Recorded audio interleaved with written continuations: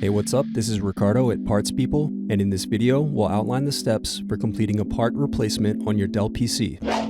Visit our website and use this coupon for a 5% off discount.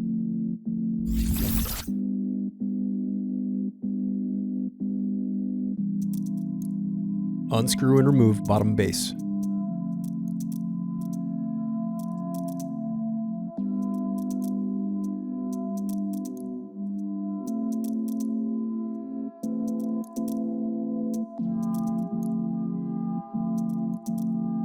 Then disconnect battery cable.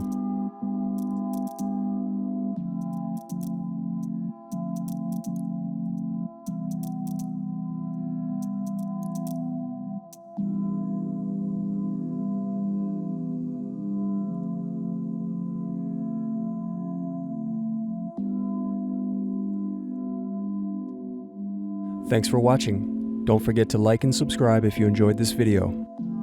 And if you need more, check out this playlist to watch other tutorials for your laptop.